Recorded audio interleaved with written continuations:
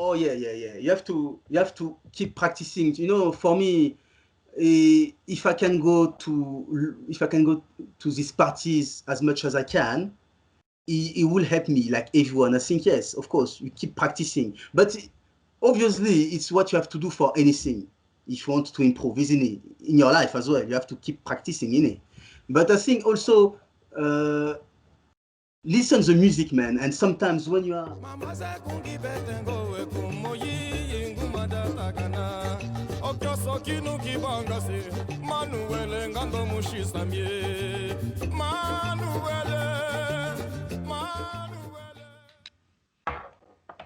Hey, all right. So hey. now, I am now on the line with a Mr. Jacques Kizumba Fro, who Yes, is a dancer, teacher, performer of Kizumba, Afro House, as well as Kaduro. Is that right? absolutely. Hey, hey, hey. You started dancing Kizumba back in 2013. You currently live in London, but you were born in Paris, France. Is that right? Yes, Hey, perfect, man. Perfect. How are you doing today, Jacques? I'm fine as you. Hey, I'm good, bro. I'm good, man. I wanna first thank you so much, man, for taking time out here to talk to me, bro. I really appreciate that. Yeah, I know. I appreciate as well the fact that you contact me and having this possibility to speak about anything, not only Kisamba, but generally about anything. Because with this situation now, with this pandemic, I guess, if you can interact more with people and try, to support each other, I think is the most important thing, Hey, especially now. So for this Sunday, yes, it's good to have a chat with you and exchange, isn't it? hey, hey. So I think a good way to start this out, man. I would love to hear about your childhood growing up in Paris. Well, what was that like growing up in that household? Your parents, your dad was from Cameroon, right? Yes. Yeah. What was that household like growing up? So basically, yes. As I said, yes, I was born in Paris, and quickly my dad and my mom, because my dad uh, studied in Paris and he met my mom over there, and they decided quickly, to move to Cameroon, where my dad come from. So quickly, yes, I was born in Paris, and um, I moved to Cameroon with my dad and my mom, and after that, my sister came, you know, because actually my first sister she was born in Cameroon.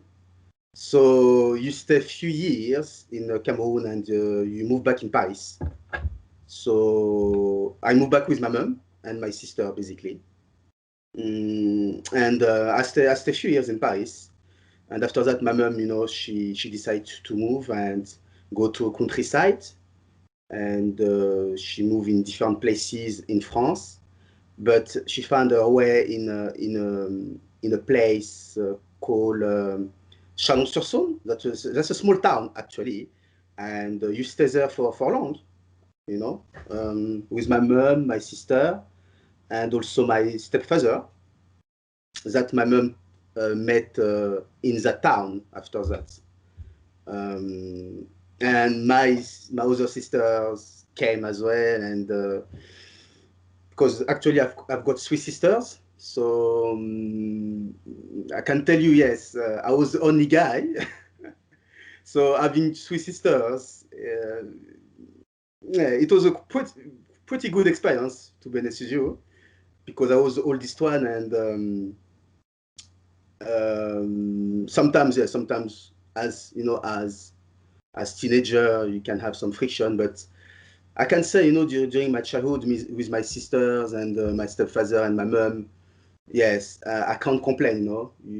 You had this unity, and I'm grateful that I had a good education as well, coming from my mom and also my stepfather that support us, because as a child, when you've got a new dad, it's not always easy, and to be honest with you, it wasn't really easy. But when I grew up, I can say at least, he was there for me, and I can recognize that, and I can be proud because as a dad, when you've got maybe a child that doesn't come from you, you need to manage and to be accepted by this child. So I'm grateful that he care of me and my sister and the other sisters. So I didn't miss anything. I already had something positive, during my childhood, and I'm happy. I'm happy with it, to be honest with you. You know. That's awesome, man. That's awesome, bro. Yeah. Um, real quick, I want to let everybody know I just got a new puppy, so you might hear her crying in the background, just as a heads up. Um, but I want to ask you, I'm very curious, man. Tell me, how important was music growing up in your household? Wow. Uh, because like I said, my dad come from Cameroon. He wasn't really in a music, but my mom, yes, my mom used to bring us in different parties of um, our culture because she come from Madagascar. So I used to go to these Madagascar parties with my sisters and my mom and my stepfather because my stepfather actually was really in it compared to my dad. He liked to go to these parties, especially with us. So I don't know if you know about the Madagascar culture, but it was uh, it was very interesting because you've got this big in terms of music. Madagascar is a big country, and you've got a lot of inspiration coming from different countries as well. Because you have to know that Madagascar was invaded by different countries like China, Arab country as well, and also India. That's why you've got a lot of mix in Madagascar. So you've got a lot of influence as well in terms of music, and if you can hear it anyway, you can listen when you put on YouTube any Madagascan songs. You can see the influence coming from these countries that I mentioned. Um, so that's why for many years, yes, when I was teenager, I used to go not every Saturdays, but regularly in the months, used to go to these parties on Saturday. That's why I start, to be more in it, and also because I was somebody that really like listen hip hop, also reggaeton. So I start bit by bit, to grow my skills in terms of instead of the artists that I could follow. But I think uh, when I start, to teach and especially to learn Kisamba in 2013, I think my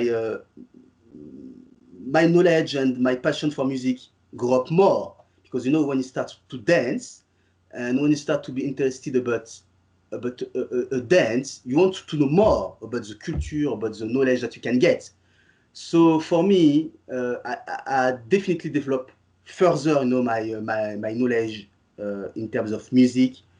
I start, to listen lot of music to work in my musicality in Kisamba, and I think also my lady helped me a lot because she also artist and she knows a lot about hip hop, about music in general. She listen any music. She listen any music. She's great actually, and I learned a lot from her. And I think personally, yeah, music. I can't say, oh yes, I'm gonna have a day without music. It's impossible for me. I constantly need to listen music, hip hop, lot of hip hop, lot of less R&B, but lot of hip hop, kisamba, and African music like Madagascar music, Congolese music. I like Congolese music, South African music, African music in general, and hip hop, basically every single day, every single. Let me ask you this now. I'm curious, man. It seems you grew up in quite a diverse environment, man. I'm curious, man. How do you think your your experience in like music, how has that influenced you as a dancer? You know, you growing up in like that Madagascar household, listening to, you know, all that combination of different styles of music and everything, man. How has that helped you become the dancer who you are today? If you understand what I'm saying. Uh, I think, you know, when I start to teach and be involved in that community, in that environment, especially the Angolan culture, I think I try to develop my skills with all the influence that I had before, you know, back in the day. You know, in terms of, you know, my Madagascar culture, my Cameroonese culture.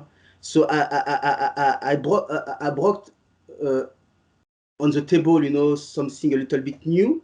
I want to, because for me, um, you know, because I really start to dance. I always dance, even before Kisamba. I always dance. You know, when I went, you know, with my friend to any nightclub, we used to dance coupé décalé. Used to dance zouk, waiting, you know, to get the lady to dance with her at the end of the night. You know what I'm saying? So I used to dance zouk and dance coupé décalé with my friend. Even if I wasn't really good in coupé décalé, but I was better in zouk anyway.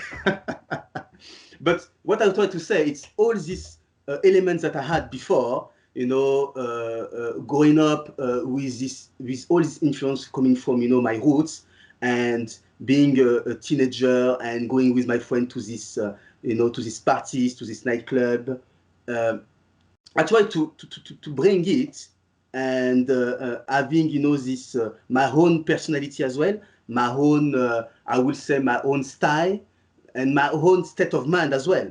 You know what I'm saying? Because for me, all these elements needs to bring some bright as well, some lights, you know, to people, and it always need to be something positive that you bring, especially with African culture, because it's about culture, but for me, it's very universal as well, because that's a dance, and I'm saying that's a music. So this element has to be has to be brought on the table, and for me, it helped me to have my own, you know, um, um, my own style. I articulate, you know, when I need to explain something. I need, you know, to bring, you know, this positivity constantly. That's why I created, you know, this concept called Kissinger Yourself, where people, you know, they can recognize themselves with this word, Kissinger Yourself. That means, you know, positive attitude, you know what I'm saying? Positive energy. You know, you keep smiling. Because for me, all this culture needs to be constantly positive. You know what I'm saying? So it helped me a lot to, you know, to be a little bit somebody a little bit unique in my own way, and not only about, you know, dancing, teaching, enjoy, even in my life. I mean, he helped me, you know, to think more about what I should do better also in my life, where I can, you know, help people more. You know what I'm saying? It's a lot of things that I think I can people can, you know, can be a little bit inspired about what I do and about what I want to express. You know what I'm saying? It's all about, you know, unification. It's all about, you know, be together. I constantly need, you know, to to bring these words, to bring, you know, these meanings to people. You know, it's not about selfishness. It's not about, you know, oh, I do my stuff in my corner and I'm the best. It's not about that. It's about unity. It's about love. You know, you know what I'm saying? That's the most important thing, bro. Love and spreading, you know, positivity. Because in that life, many things going on. You know, so you need, you know, to be in the right path, to grow up, even in your life. I definitely, I definitely understand that, man. I think a lot of times as you progress in something, you can kind of like get your ego involved. And like once that happens, you know, you might get a little bit standoffish or think you are better than somebody, right? And so I understand that, man. I definitely understand that. I know a lot of times when I go out dancing, man, it's a lot of love. It's like a really good community, and that's like the best type of nights. Yes, exactly, exactly. That's why, you know, when I go to these places, to this festival, uh, when I teach, or even when you know, I'm not somebody when he goes somewhere, he stay in his corner and he dance with, you know, few people. That's it. I just like, you know, to exchange and to communicate with anyone.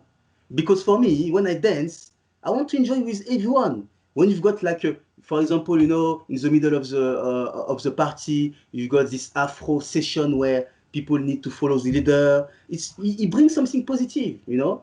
And I like to dance with anyone. I like to share with everyone because it's about enjoy yourself, you know, and spread the love because you are all in the same place to share the same passion. So you don't need to be divided. You know, you need to be united. You know what I'm saying? And it's how you can help the community to grow up, you know, and to improve themselves. And people, every single person can improve him or herself, even in a daily basis life. You know what I'm saying? So what you reflect in you know in that event or in that community, that's what you reflect also, you know, in the society. And for me, it's always about sharing. You know what I'm saying? You know, sharing is the most beautiful things to do, man. I think so. And I don't know you, but I like you because I like the positivity that you bring. You know, and I think it's very important. I've got my own pedagogy, you know, when I teach. Like I said, my state of mind. Uh, but it's all about sharing and have a loss. And it's not only about, okay, I go to the parties or I go to the workshop, I do my stuff in my corner, that's it. No, it's about meet people from different background, different culture, different countries, and just enjoy with them and learn as well. Because you learn anytime. Every single day I learn, man. Every single day I meet people and I learn. I learn a lot. So it's about knowledge, but it's also about love and sharing. You know what I'm saying? That's the most Definitely. important thing, I think, to my decision. Tell me this one. I'm very curious to hear from you, man. Um, I got two questions for you. So let me ask you the first one. Yeah. Uh, how how did you first get introduced to Kizomba? How did that happen? So basically, in 2000, I think it was in late 2012, beginning of 2013, I had a good friend of mine called Michael. So I don't have a news of him for a long time, but I need to speak with him anyway. Uh, yeah, so he went to my town in Brittany, you know, where I live. So the town is Rennes. That's the name of the town, Rennes. And he spent 3 days with me, I remember. And he said, yeah, yes, can you go to one of these parties? I said, I can bring you somewhere. Uh, that's salsa bar where they play, you know, reggaeton, salsa, and kisamba. But at this time, you know, I didn't know that they will play Kisamba music at this time when I went with him. So we went there. You enjoy as usual because, you know, I know the place properly, very well.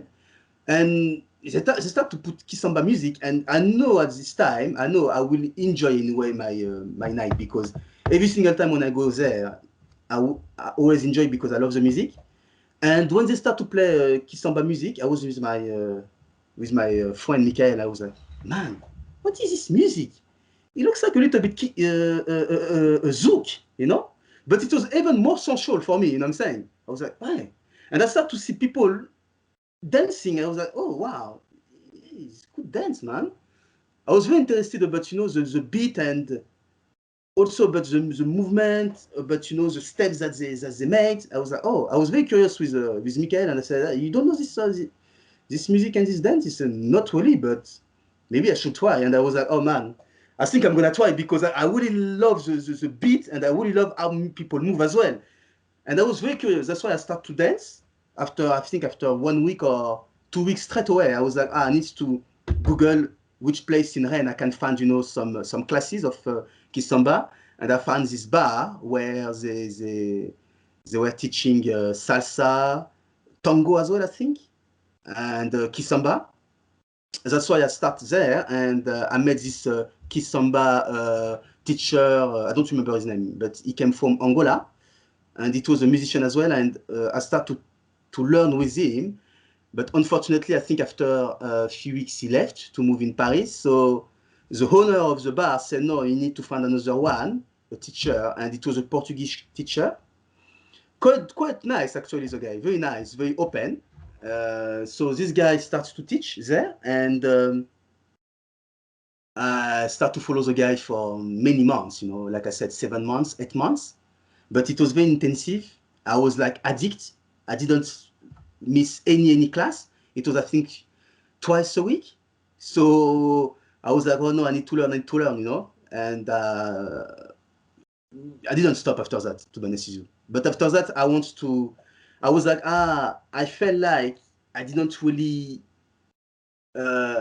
sometimes, even if you are in your comfort zone, you feel like you don't improve a lot. So I felt like I got stuck with a guy. And I was like, what can I do now? I need maybe to find another teacher or something like that. But I was like, you know what? I've got a good basis with a guy, and let me just, learn by myself and watching some YouTube videos. So I'd start to watch some videos from YouTube, and I went to parties constantly to, just to learn and meet people and just to adapt my steps, my move. And I try, to learn more about the culture, about the history, where it comes from, and all these things, all these elements. I start to listen some interview from different artists. I was very, very involved. And yes, in a few years I did it. I went to different festivals, and after that, I start to teach. But I really start to teach when I moved in 2015 in London, because before that I did some teaching, but it was few teaching. It wasn't something like, okay, I'm going to do every Saturday. It wasn't like that. But I really start to teach in 2015 in London, because I was like, I just want to change my environment, because I was like, I was in my full-time job. I did my stuff, I was okay, actually, but I don't know why. I was like, no, I need to do something different in my life. And because I knew already a little bit London, I was like, let me go there. And I decided, just to move, and I start to teach bit by bit, in different events, different places in the UK. But yeah, but my knowledge, my pedagogy came from different workshops that I had, because I went to different private workshops as well, with Albi Rojas, Kwenda Lima. You had also Puto Chinez. I don't know if you know the guy, but I met this guy. I learned from these guys, and I tried to watch also how they put on the table the different skills, the different pedagogy, to mix it and to take the best that I think, and to have a good structure as well, and to make it better. So all these festival, workshop, or private classes, whatever it is, all these things I start to mix it and to do something in my own, with my own state of mind, my own structure, my own pedagogy. So this experience helped me a lot. And the experience that I had as well, in the UK, where, I met people that teach as well, that have their own event. All these people that I met helped me as well to grow up. So now I can say, with my private classes and the experience that I have, I think I'm definitely more confident than before. Because before 2015, I was like, okay, I want to teach, but I don't have any basis. I don't have any structure.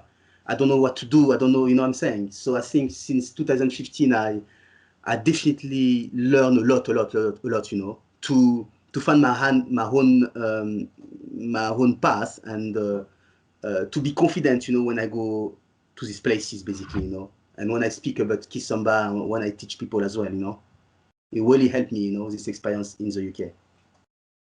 Yeah. You dropped two big names, Albert Rojas and Quenda Lima, who are two amazing dancers as well as instructors who've done a lot for the kind of like the Kizomba, you know, community, man, the Simba community. Absolutely amazing. I really want to get them on the show, man. There are two people who I highly want to get on the show. You know what? To be honest with you, because I remember I went to one of the workshop of Quenda. Quenda is not only about his pedagogy and his learning, man. It's just about the soul of this guy, the love of this guy, the feelings that you have when you speak with a guy. You just want to be his friends. He's so good. He's so nice. What he brings in the table is something else, man. You just want to be close to this guy. He's my inspiration. Albir is totally different because you know he's got also his hip hop background, as you know. He's got his own structure also. He's a good man. He's very nice, but Quenda for me is my inspiration. He's definitely my inspiration. He's great. He's so great. You know Yeah, what I'm saying? I believe I don't know how to say this, you know, retired from dancing, or I think he does something completely different now. I don't know actually. I don't know. I can't tell you because I don't spend a lot of time on social media, or I don't. When I spend time on social media, it's just, you know, I need to post some stuff. I don't know about what's going on with Quenda.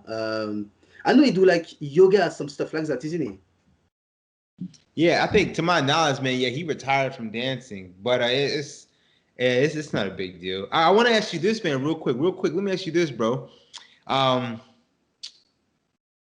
Tell me about the history of Kizomba, Kidoro, and Afro House. Can you do that for me? It's like a big question, but can you like kind of make it as concise as possible for me? So now, because I noticed that, you know, people are always confused about, you know, where Kisamba come from and basically how Kisamba grew up, you know. But I guess you already know about, you know, this influence coming from West Indies, especially Guadeloupe with Kassav Zouk Band. I think most of people know about that when they came, you know, in the late 80s and they do the concert, and Angolan people obviously was very interested and very influenced about that. But it's not only about that, because put it that way, I'm not gonna give you a big scheme of it, you know, because it's gonna take long time, you know, to give you the whole thing, you know. Put it that way. Afroas, as you know, Afroas come from South Africa, as you know. Angolan people, Angolan community had this influence, and they brought it and they mix it. You understand? They did in their own way for Afroas. Kisamba, Kuduro, obviously Angolan people, you know, they created and they had their own way as well for Kuduro, and this is typically Angolan dance, as you know. And Kisamba, the Palop community, obviously, they can say, oh, you know, you brought it. Is more in our way. I don't want to have a big debate of that, because for me, Africa is a huge continent. You know what I'm saying? So you can say, oh, this influence come from there. You can say this influence come from there. As you know, Angola is the border of Congo. Okay, so you know also that the Congolese speak Lingala. Okay, you know also that, you know, Angolan people can speak Lingala. You know what I'm saying? So the influence that you have in Kisamba, for me, it's is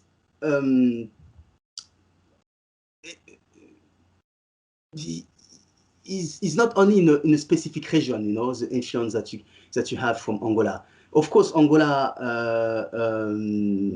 with, you know, Eduardo Paim, for example, who brought the music, this great musician who brought the music, and other bands had, you know, this influence from, you know, the West Indies.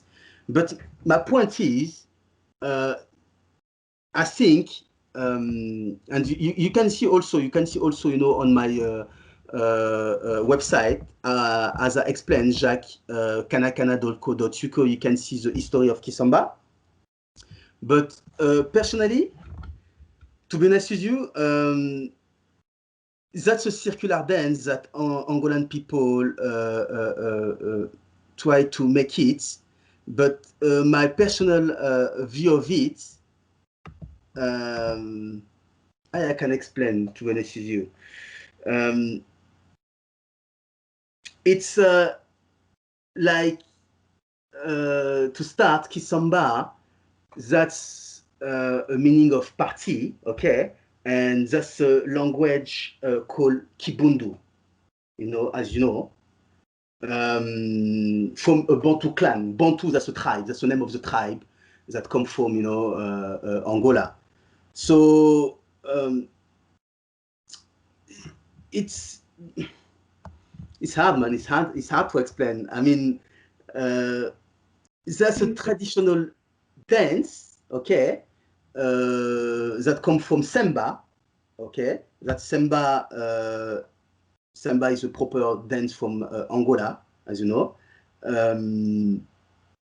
But every Palop countries like Cape Verde, like also, you know, Mozambique, Angola, whatever it is, they've got, you know, their own, I would say, they develop their own Kisamba music and Kisamba dance. You know what I'm saying? Do you understand what I was trying to say? Yeah, I got you. I understand so far. Because the thing is, in the 50s, the Angolan people used to dance samba, okay? And when they interact their steps, they do it in a more, they did it in a modern way. You understand? See, weren't they dancing Semba to Zouk music? Is that proper? No, but basically before Kisamba, you know, you had this samba that Angolan people dance since the 50s. And after that, because you had this influence from West Indies, from different bands, and especially Kassav Zouk, that came in Angola. And all these musicians like Eduardo Paim, they had this influence, and they start, you know, to create this Kisamba music with the Kisamba dance. So you can say it's more in the 90s that Kisamba starts to grow up, you know what I'm saying? Because before 90s, most of the Angolan people, they dance, you know, samba. But this influence from West Indies made them start, you know, to create Kisamba and have this baby called Kisamba from Samba. You dance Kisamba, but even the BPM will be totally different. It's still gonna be Samba, but the BPM will be slower. That will allow people, you know, to dance in a different way. The Samba that called Kisamba with a different BPM. So my point is, the 90s, I think, was definitely the period where you can say Kisamba was developed and was officially a dance that could be learned and could be dancing by anyone, basically. Because before the 90s, Samba was already there, and Samba was the main dance. Kizomba wasn't really developed at this time, you know. It came more in the 90s, beginning of the 90s, basically, you know. It's what I can say about Kizomba. But my point of view, I can have, because when I explain, for me, it's always hard to explain, you know, this one. That's why I always say to people, you know, to go to my website, because I articulate it. Maybe it won't be very clear. But for me personally, the beginning of the 90s was the period for Kizomba. It was definitely the period for Kizomba, you know, and the journey start more in the 80s when, you know, the influence from West Indies came in. But when they start to grow up, it was definitely in the beginning of the 90s, definitely. Okay, and I understand that, man. I'm trying to think. I think I might have started dancing Kizomba around the same time you did. So yeah, around 2013, I was like 22 years old. I think I got into Kizomba maybe like 14 or 15, man. Oh, really? I mean 2014 through 2015 is what I mean. Because I started doing salsa, and then I got into bachata, and then somehow Richmond, Virginia, they started playing some Kizomba music, man. And you know, I fell in love with it. Instantly fell in love with it. And then from Kizomba was a little bit of Brazilian zouk. Do they do any Brazilian zouk in London? They did. I think they do because I went to one of them, but it was 3 years ago, and I don't know if they do a lot, but I've seen a Brazilian Zouk event. I've seen it, and Okay. I've been there. So yes, but Okay. it's not big. It's not really big in the UK, and Okay. but to be honest with you, Brazilian Zouk, because people say yes, why you call Brazilian Zouk, and I'm saying you only have one Zouk, which is Guadeloupe and Martinique. That's another debate as well. But as I think it's you know, you can still check on my Instagram as well. What I put, there is one guy who talked about that, and I put one video of it, where, you know, I think there is no boundaries about, you know, about the there is no identity. When I say there is no boundaries, that means as the art is not closed. The art is something universal. You know what I'm saying? The art can be developed, can be different in different periods, you know, of your life. So for me, why you don't, you know, it's like, you know, it's like people when they talk about, for example, urban keys, and they compare to Kizomba. Personally, I'm a Kizomba teacher, so I will still say I prefer keep the roots and follow the roots, you know. But do I need, you know, to make people bad, or to put people down when they try to do something else totally different? Because urban keys is urban keys, okay. Uh, that's another dance, but I don't need to point the finger on people and say, yeah, but you don't dance Kizomba. They dance urban keys, so why I need to go there and say, oh yeah, you don't dance Kizomba? That's another development of Kizomba. It's not the Kizomba that you learn from the beginning. That's another development that you want to bring on the table.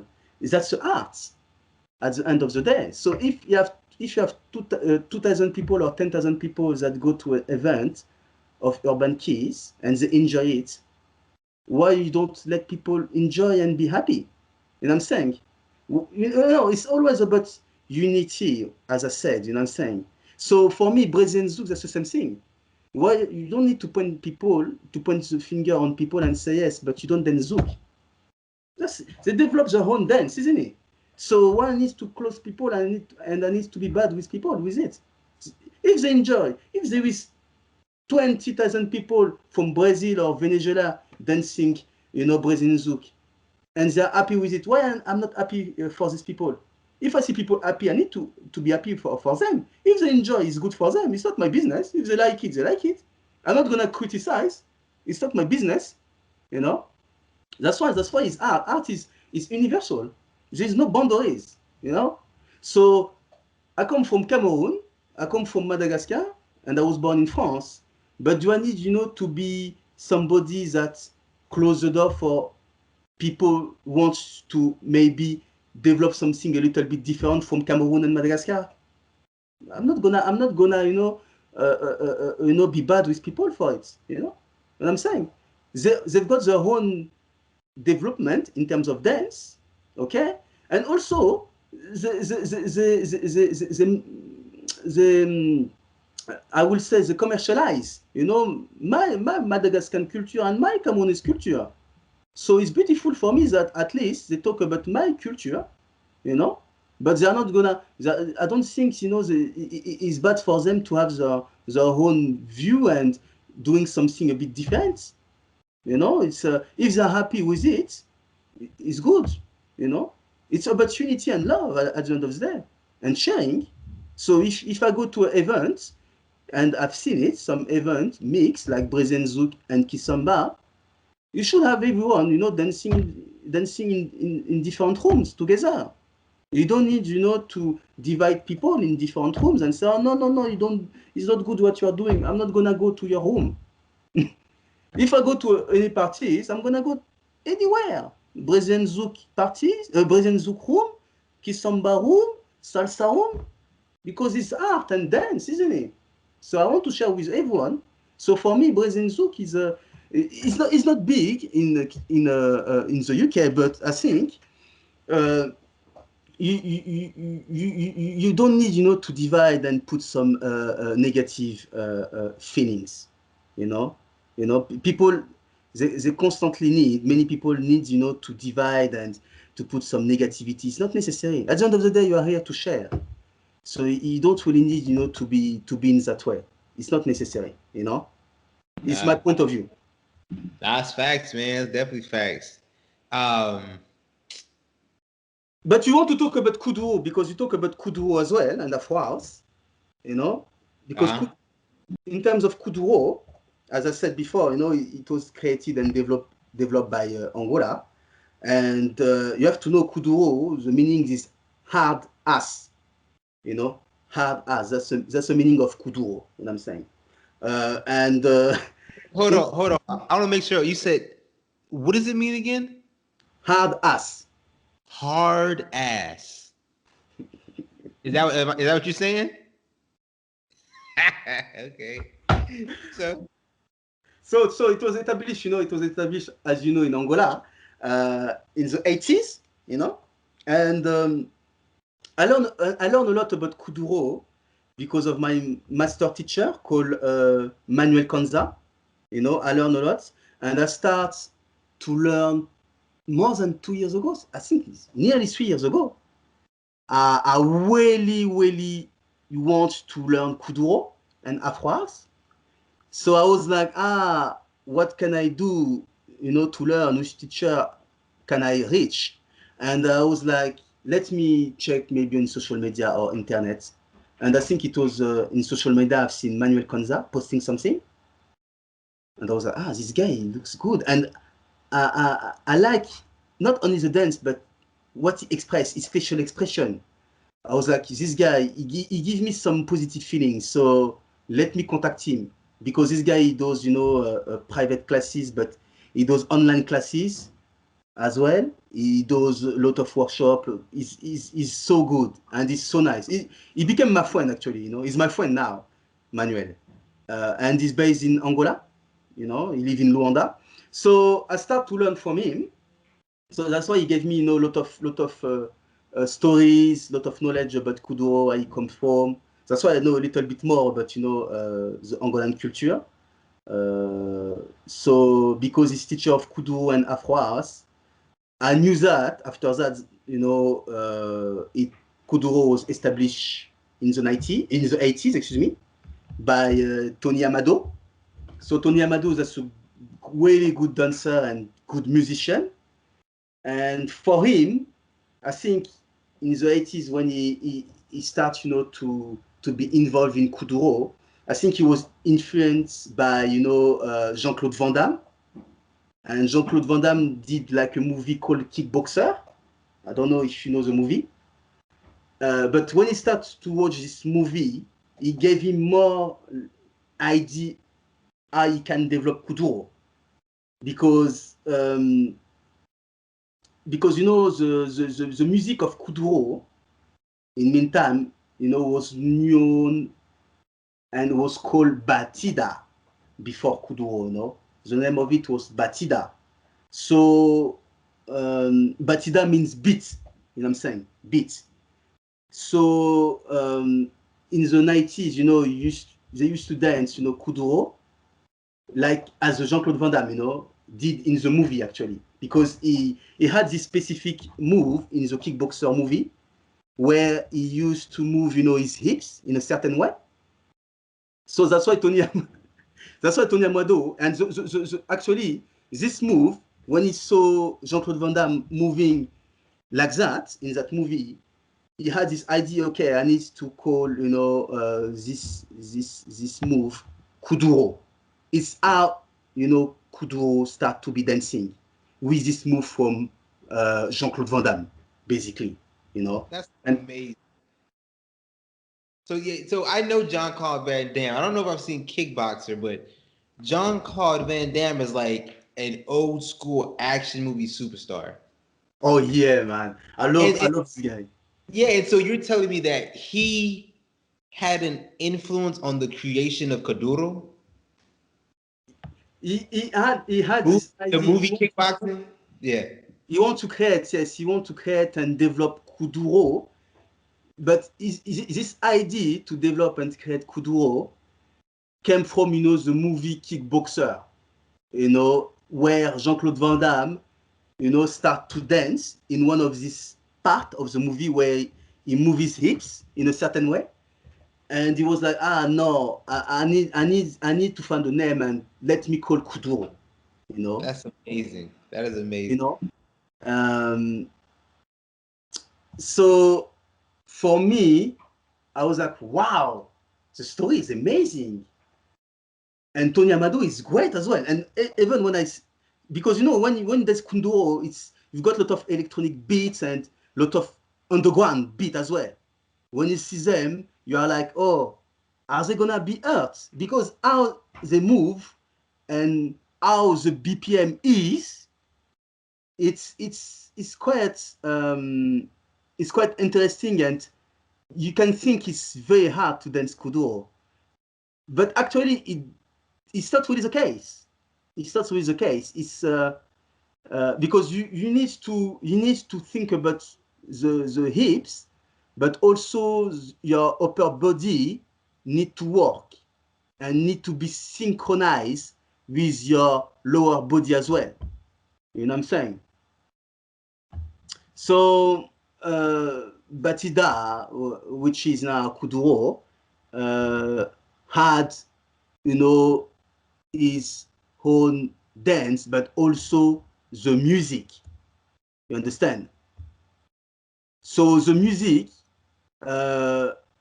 it's like it's up tempo ghetto sounds, with a hard batida, and like I said, you've got a lot of mix of electronic beat as well, with the traditional beat.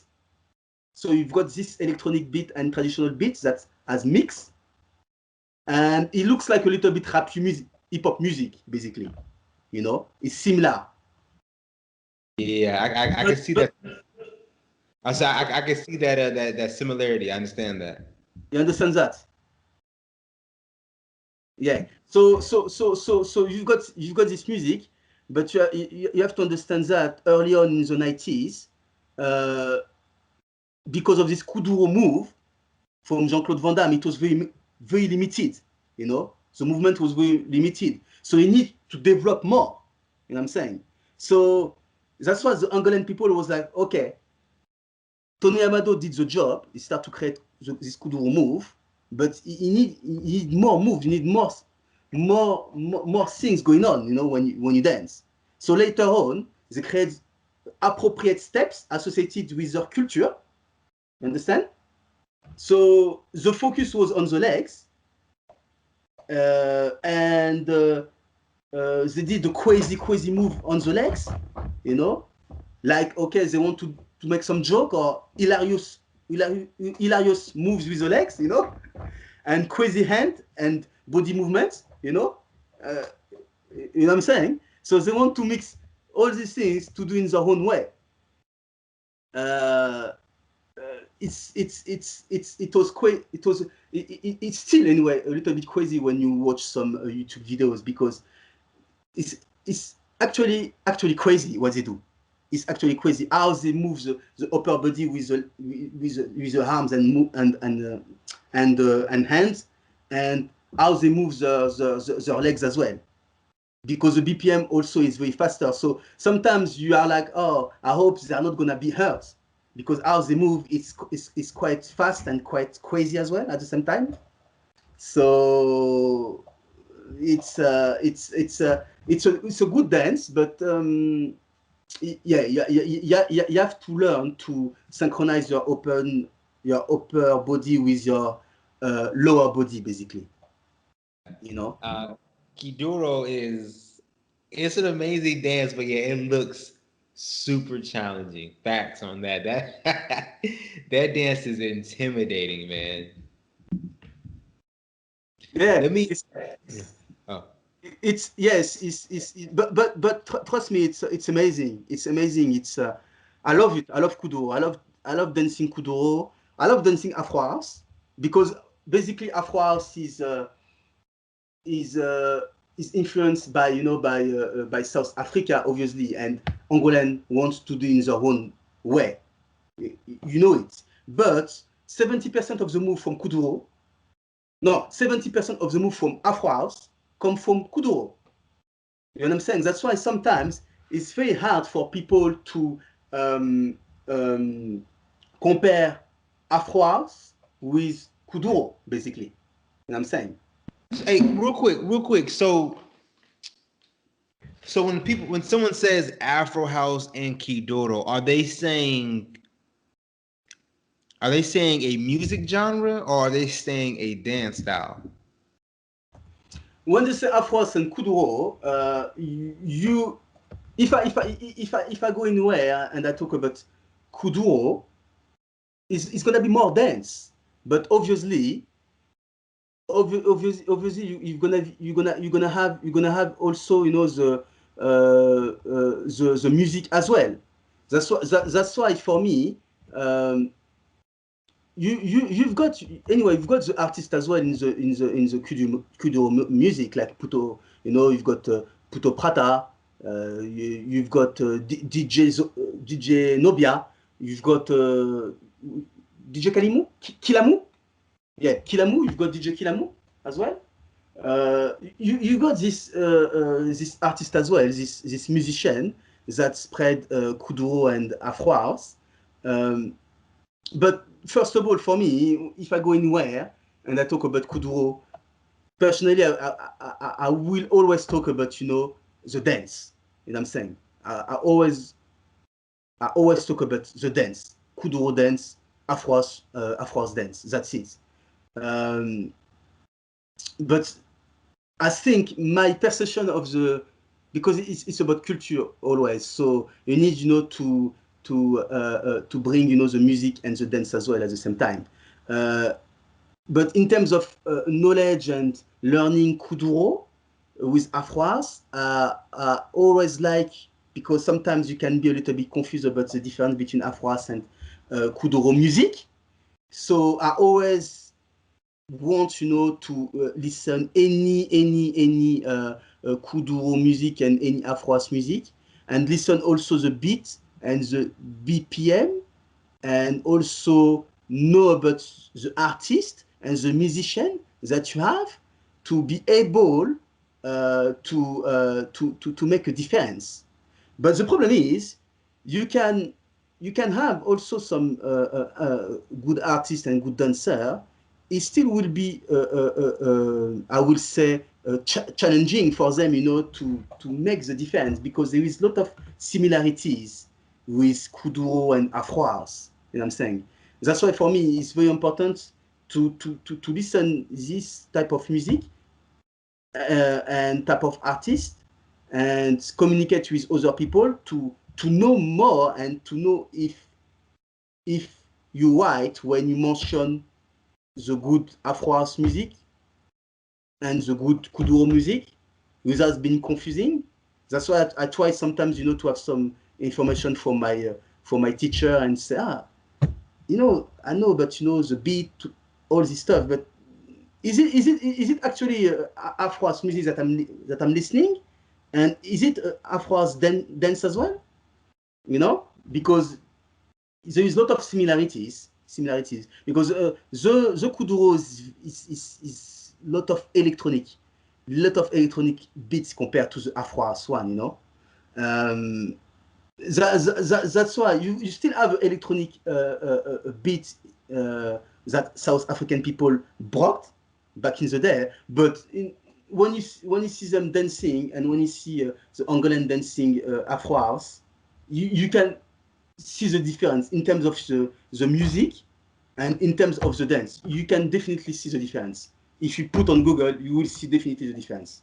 It's so obvious, When you start to learn a little bit, you can see definitely the difference, and know more about the music and the dance as well, between the Afroas and the Kuduro. Right. Yeah, definitely. Hey, real quick, man. I want to give some help to some dancers out there. I want to ask you like a couple of questions, and I want you to, give advice, give some help to other dancers out there. All right? Yeah. Yeah, bet. I think people focus too much about the steps and the moves that they need to do properly, instead of before to listen to the music, because it's all about the softness, and also the musicality, the feelings that you can get from the music. For me, being able to be a good dancer, it's being able to love the music. If you just say, oh yes, the music is okay, it's fine, but I really want to do my step properly, it will never happen. You will never be able to perform or to deliver what you want. My point is, you need to listen the beat and the music, and being able to embrace the music, the culture, before you want to do a crazy stuff. Because I notice people like to do crazy stuff, many people, but I think to progress and to improve in your knowledge, and in your dance, I think you need to listen to the music deeply. And that's why people, when they start, in any classes to execute any moves, they get stuck, because they don't try to find, the connection with their partner, and they don't try, to listen also the music and take their time as well to execute. Because when you want to learn, you are excited, so you can be rushed, but when you rush, you can't do it properly, isn't it? So I think you need to listen to the music, communicate, and to find a little bit this connection with your partner, because when you get there, it will be a little bit easy for you, to find the way to deliver your step properly, because if you don't listen properly the music, it will be hard for you to execute properly. I mean, also your partner. You need to understand a little bit also the partner that you have. I know when you go to any classes, you're not gonna know your partner. Obviously, no, of course. But the communication with your partner can be very important to make it right. And also, the music that I put on can allow you also to take your time. And that's the problem with the students. They rush and they are so excited, so sometimes they miss something, you know. And when they get there, trust me, it will be so much better to improve their dance. And personally, when I start to dance Kisamba, uh, I used to listen. I listen less, but before, yes, when I start to learn, I listen a lot of music, a lot of Kisamba music, you know, to understand the beats and also to be able to find the musicality and find my own way, because you want, you know, to also, of course, you want to get the move done, but you want also to have your own style and to have your own facial expression, to have your, you know, your own feelings, and you want to be able also to find these musicalities that make your dance better and more beautiful, like everyone, obviously. So for me, the music, listen a lot of Kisamba music, a lot of artists help me a lot as well, you know, to improve myself in my dance, definitely, you know. And in every classes, I think you have to listen to the music a lot. When the music is on, you have to listen more the music and take your time, basically. Take your time, you know. That, Because um, people believe that, you know, you've got just 1 hour of workshop. I pay for 1 hour or 2 hours of class. I have no time, you know, I need to get there quickly. Because after that, what I'm gonna do, I finish my 2 hours of classes, I pay for it. I didn't learn as much as I expect. So people sometimes they think, yeah, I need to rush a little bit to get it, and at least maybe I will understand more the next move that the teacher will give me. But I, I, I, I think you still can speak quickly with the teacher after that and say, okay, do you think maybe I could improve in that way? You know, you still have this possibility. I don't think it's impossible after the workshop, even if maybe the teacher needs to teach somewhere else. You can still speak quickly with the teacher and have some advice about certain things. But I think to get at least one move right, you need to take your time. Because at the end, if you try to do all of them, at the end of the workshop, you won't get anything right at the end, unfortunately. I mean, that's facts. That's facts, man. I think what I want to say is that how do I say this, man? It's when I talk to people and I ask them for advice on how to get better, how to improve a certain thing, man. What I'm always hearing, and it translates to everything in life, is really just like sticking with it, right? If you stick with it, if you keep practicing, it's inevitable that you'll get better, correct? Oh yeah, yeah, yeah. You have to keep practicing. You know, for me, if I can go to these parties as much as I can, it will help me like everyone. I think yes, of course, you keep practicing, but obviously it's what you have to do for anything. If you want to improve, isn't it? In your life as well, you have to keep practicing, in it.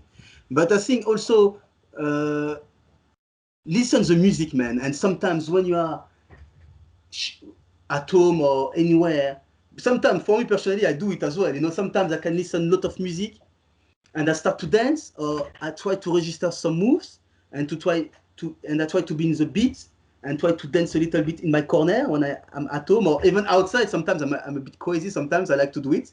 You know, I've got some music and I start to, because I've got one move coming in my brain and I want to practice it. So I think keep practicing and also being able to have a partner help a lot as well, I think, or to have somebody that's free frequently. You know, we should have somebody who is free and you can schedule maybe 1 day in the week, or I think it help a lot because you can do by your own with a brush or a broom, whatever it is, a broom and dance.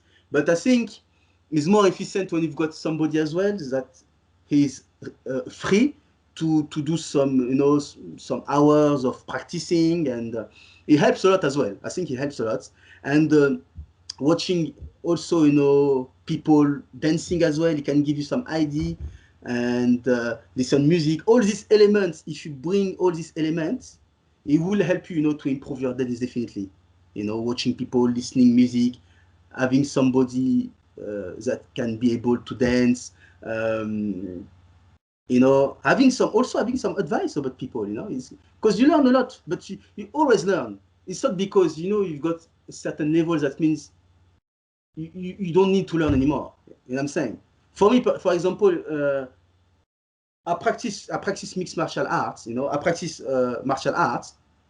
I've got a belt, but I will still learn. You are black belt, you learn. You learn all the time. You don't stop to learn because you are black belt, isn't it? You always learn. For anything, you always learn. So if you can learn from people and having their view about anything, or it's always good. It's always good to be around positive people that can give you something as well, as a feedback. So you have to do that, man. You have to do that.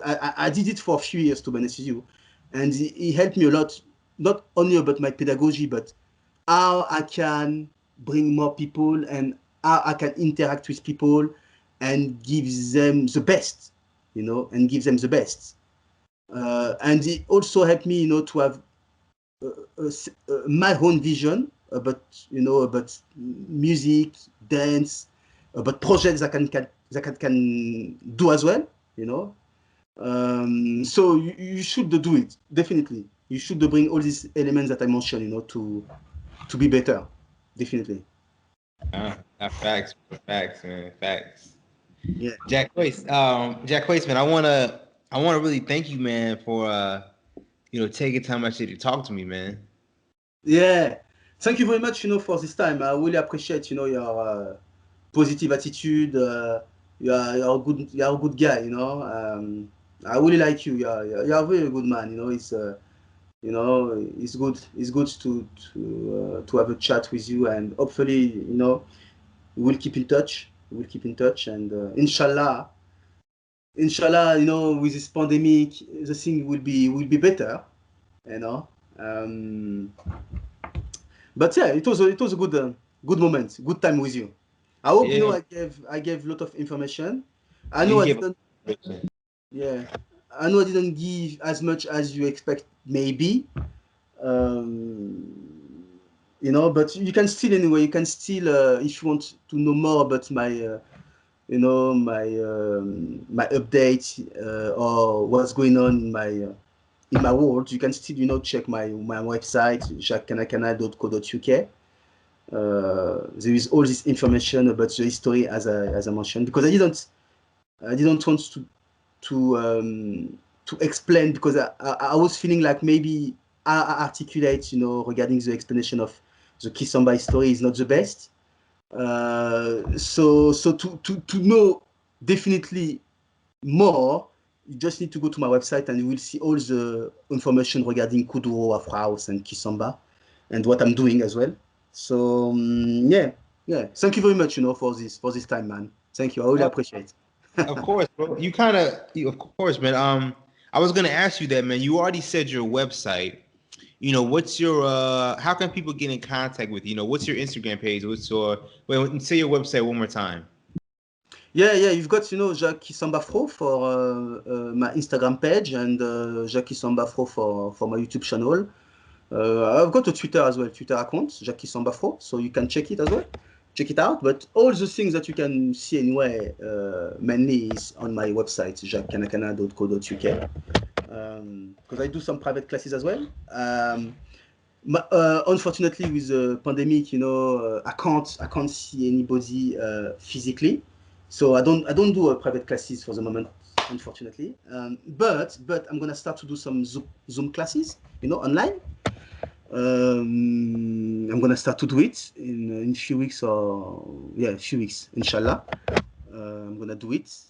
That's my main activities in Kisamba that I'm gonna do it, actually, to be honest with you, because it's been very quiet for the last year, unfortunately. Before that, it was good. I used to travel a little bit to teach and to meet people, but for the last year, no events, man. No events, no Kisamba workshop, nothing happened for me personally. I'm just thinking about, just set up this Kisamba class online, and that's it. And keep doing my videos, my dance videos by Instagram and Facebook, But that's what I can say actually for the moment, to be honest with you, bro. But yeah. It's all I can say. But most important thing is your health, positive energy, positive attitude, unity, and it's how life need to go. It's all about that. You know what I'm saying? I definitely do. I definitely, I definitely do, man. Times are super crazy right now, man. I haven't been able to dance Kizomba in so long, man. It's How been long? way too long. Ooh, boy. I would say the beginning of 2020 was probably the last time I danced. I went to a social, you know? Wow. Yeah. Where? In Philippines or in America? Last time I went to a social was in America, Virginia. Yes. Wow. More than Yeah. 1 year, man. More than one Yeah. year. Yeah. Yeah. Yeah. I guess it's very weird because you can feel your level is not as good as before, isn't it? But trust me, that's the same thing for me. But I try, to keep practicing regularly in the week because I can't lose, some stuff. It's not a good deal. So that's why I try, to keep practicing Kuduro, keep practicing Afro House with my master teacher. Even if I don't talk with him a lot now, I didn't talk with him for few weeks now, but I keep practicing Kisamba as well by my own. Actually, my lady, she dances a little bit Kisamba as well. So sometimes I'm like, okay, you need to dance together because I need to practice. I've got my dance partner as well, but unfortunately, yes, she's away for a long time, and you can't really interact a lot. So that means I need to do by my own. But I will see her very soon because she's a friend as well.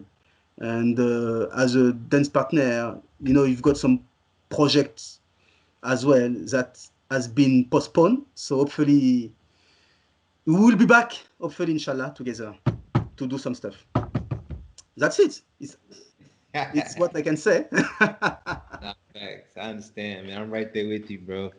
Jack Yeah, Quays, man. Like I yeah, said yeah. earlier. Please enjoy yourself. Please enjoy yourself. Hey, man. Like I said, Jack Quays, man. Thank you so much, man. I thoroughly enjoyed talking to you, man. I will enjoy, yeah? Yes, sir. Yes, sir, man. I really enjoyed it, bro. Um, I think this will wrap it up for this episode of the Two Left Feet podcast. Thank you so much, Jack Quays. Hey, hey, It hey, was, hey. it was a pleasure, and so don't hesitate to come in the UK, inshallah, one day. I would love to come visit you. Because if you come, you won't be disappointed. You will enjoy, trust me. There is a big place actually in Yeah. London. It's a big place of Kisamba parties. It's very good. So definitely when you come, yeah, trust me, man, you will be welcome. You will be welcome. I'm with it. I'm with it, bro. You're gonna be the first person I hit up, man. Yeah, but I'm wondering, is it big Kisamba in America? Oosh. In certain cities, definitely, man. Definitely, bro. I'm from Virginia. I'm from Richmond, Virginia, man. And we did salsa, we did bachata. The kizumba scene was kind of small, man, but you still could go out dancing, maybe once or twice a week, man. Ah, really? Yeah. Wow. But it's a super small scene, though, you know what I'm saying? Super small. But if you go to a big city, if you go to New York, if you go to LA, if you go to Houston, there's a bigger communities, more people, right? Yeah, but there is actually Eddie Vance, isn't he? Because Eddie Vance, he used to teach in London. He was based in London before, so I know he moved to America a few years ago. Uh, Wait, who? Who? Oregon? I think he lives in Oregon now, this guy, yeah? Eddie Hmm. Vance. Oh, Eddie. Oh, I've had him on the show, bro. Eddie Vince. Ah, he was on your show. Yeah, man, I've had him on the show. He's a good guy. That's a He's good a good guy, guy. isn't he? Yeah, he's a Yeah, good guy. I never met him, but yeah, I know about him. Obviously, he's a great guy. He looks nice. He looks nice. Yeah, he's good, man. Yeah, I've had him on the show. I'm trying to think, where does he live now? I forgot. But yeah, he lives in the States though. He's stateside now. You're right. Yeah, yeah, because he used to teach in London for many years, isn't he? He was here, and after that, yeah, because you don't have a lot of big teachers that that bring Kisamba Sen up, in London. It's not a big community, personally. I don't think it's a big community. It's not as big as, like, I would say, I forgot the name of the country. France is big, obviously, but the other country. Oh my gosh, my memory is bad. Close to France as well. Anyway, okay. It's not big, basically. It's not big. Okay.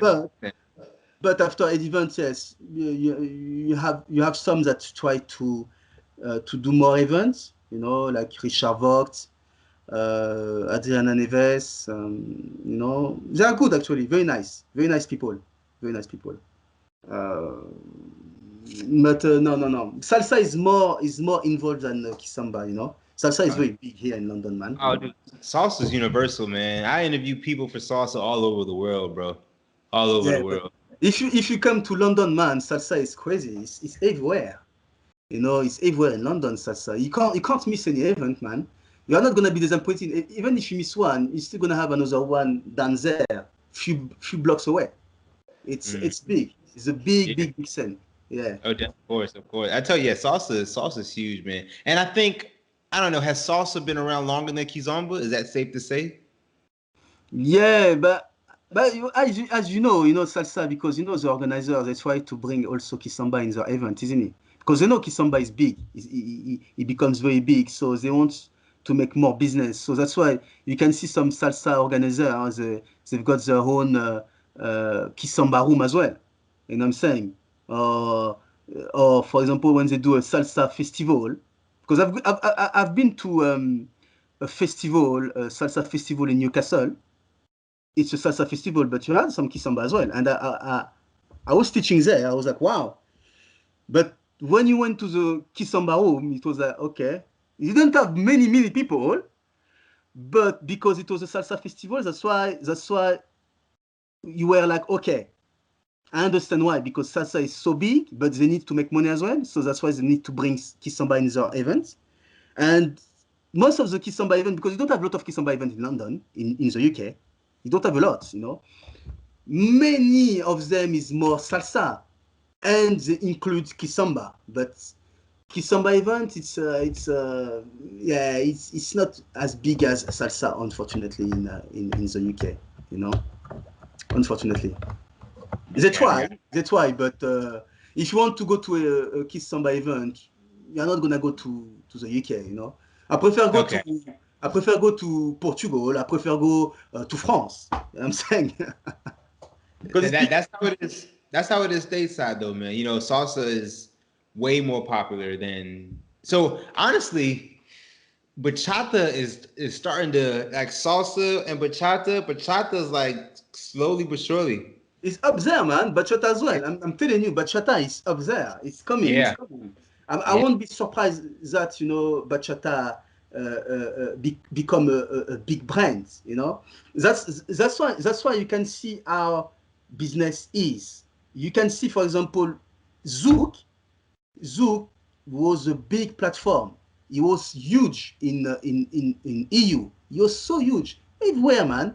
They had their own platform. 80% of the business, of the music business and Afro business, was in Zouk. But the problem is Zouk lost, the platform, because they was like, no, Kisamba is coming, it's good for them, but they're not gonna try to develop her own business. because you are you know you are the owner of the Afro music, you know, in EU, in France, whatever it is. So you are not scared about Kisamba. But unfortunately, Kisamba came and Kisamba took over because they had this business mind, this business plan, you know, to develop in a certain way. But because Zouk, they was like, no, you don't want any foreigner. You come from West Indies, you come from Guadeloupe and Martinique. You don't want any investor from, you know, from Angola, from Cape Verde, from, you know, from anywhere to maybe to be involved in the Zouk. Because if they were involved in the Zouk Kisamba, you could be able to share the business, you know. But now Kisamba take over. You don't have any Zouk event anymore. The Zouk that you have is more now Brazilian Zouk event. Brazilian Zouk event even do better than Zouk, you know, from the Caribbean. They even do better. And you can see Brazilian Zouk is huge now. They've got their own platform. And I think people are getting upset with Brazilian Zouk because they're just trying, to my knowledge, they're trying to shorten it to just Zouk. And people are like, no, that's not the original Zouk. The original Zouk is, you know, Guadalupe. So yeah, Brazilian Zouk is bigger than Zouk, the original Zouk now. Oh yeah, it's much popular. They make more money, you know. They make more money. They've got their own followers. They've got their own platform, man. It's a big brand now. And Zouk, unfortunately, I don't know. You know, it's like a brand. It's like any brands, any trends. Sometimes it goes down, sometimes it goes up. But I don't think Zouk gonna die. You know why? Because also you've got the compa.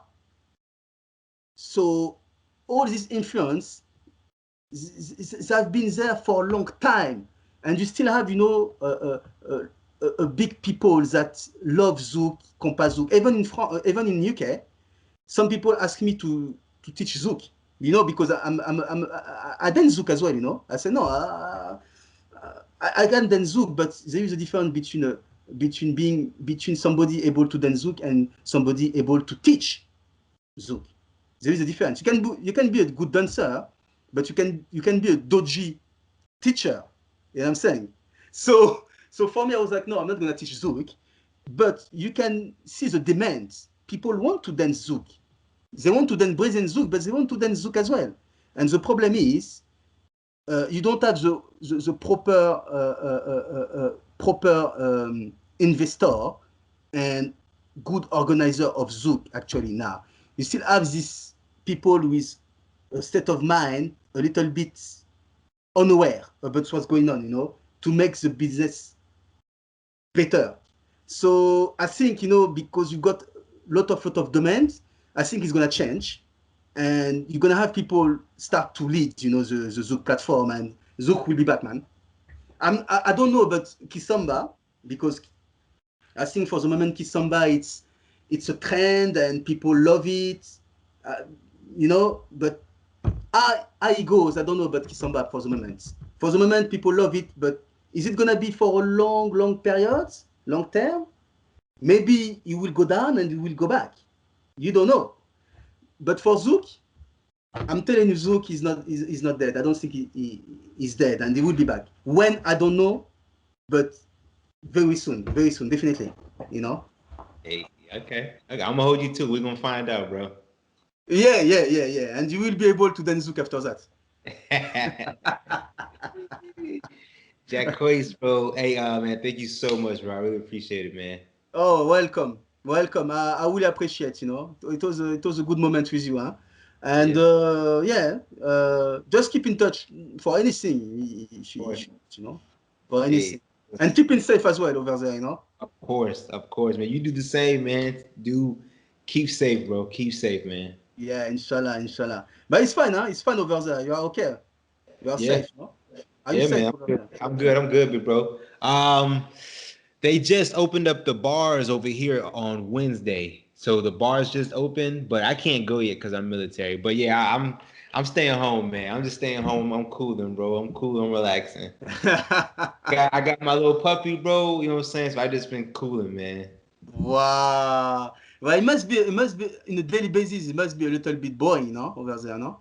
It's a little bit, man. So I'm in Guam, man, but it's a lot of beaches, bro. It's a lot of beaches, a lot of outdoor hikes. So it's a really big outdoor type thing. So at least you can enjoy a little bit the beach, innit? Exactly, bro. Ah, I see, I see. You don't need to enjoy the beach from UK, innit? It's not the same, huh? Yeah, bro. The beaches here are nice, man. The beaches here, they got warm water, beautiful ocean view, man. It's perfect, bro. Perfect. Yeah, but to be honest with you, it's horrible. It's horrible. You can still go there just because it's sunny a little bit when you go to Brighton or Plymouth, but it's not like you go to France, for example, or you go to Philippines, isn't it? It's not the same level. No. Okay, okay. I know it. I know that. I know that, big bro. Bro, if you come to Guam, man, hit me up, bro. I got a room for you, man. Oh wow, I don't know when, because with the pandemic, as you know, I don't know when, but one day, one day, if you're still there, one day, yes, Bro, I I'll be will show here. you. Yeah. I'll be here till 2023, man. Wow, Yeah. 2023. Yes, sir. So, bro, if the pandemic die out and you want to fly out, I got a room for you, big dog. Oh yeah, and you're gonna organize some Kisamba parties, innit? Hey, come on now, you already know it. I'm with Uh, it. Bro. but you know what? You know what? I'm very glad that I can share with you this passion, and coming from different background is very interesting as well because you come from America, isn't it? But the culture needs to be shared as well because it's Exactly. African culture, and the fact that you are interested about that, and you you all come from Africa, isn't it? You come from Africa as well, isn't it? So the Yeah. fact that you share this culture and this passion is great, and you have the same state of mind. It's very nice, man. It's great. I like it. You are in the same line. Yeah, exactly, bro. Exactly, man. I definitely know what you're saying, bro. Yeah, But yeah, big bro. Hey, thank you so much, Jackois, man. yeah. Take care, and keep in safe. Keep in touch, okay? All right, bro. I got you, big bro. Thank you so much, man. Kids, enjoy yourself. Kids, enjoy yourself. Kids, enjoy yourself, man. Come on now, kids, enjoy yourself. Hey. All right, big Sure. bro. I see Hey, you. hey, I see hey. you, bro. Yes, So sir. when you gonna post to the podcast? When you gonna post it? All right, bet. Hold on. Let me get you. Hold on. I'm gonna stop recording.